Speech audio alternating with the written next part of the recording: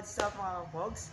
Excited na ba kayo na malaman kung ano yung mga dahilan nga ba't ko pinasok ang larong Pensyak Silat at kung ano yung aking natutunan sa larong Pensyak Silat? So, bago ko simulan yan, akin muna ginapakilala ang aking sarili. Ako na nga pala si Art Jade Inay.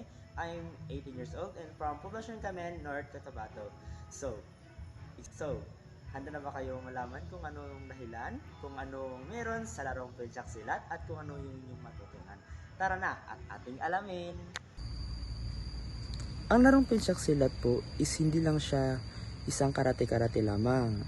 Tinuturuan din kami yung paanong tamang pagrespeto sa aming mga magulang. Kaya yun talaga yung number one na aking natutunan, yung pagrespeto talaga.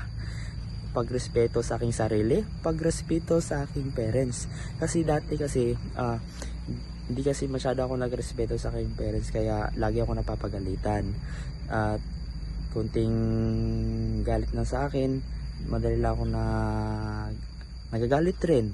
Kaya nung napag-isipan ko na pumasok sa isang larong Pensyak Silat, doon ko na po nalaman kung namali talaga yung mga ginagawa.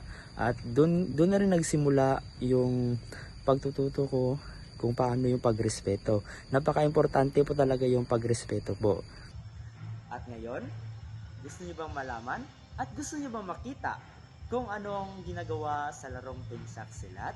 Sa lahat ng hindi nakakalam, tara na at ating tignan!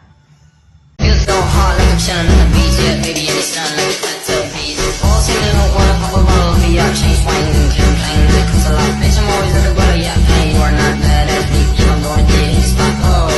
I'm a big bag, hunter with a bow. She got a big bag, cover down low. Mama call me, and she happy with a glow. Never ever fall, body never low. Get the bump and throw your fist up in the air.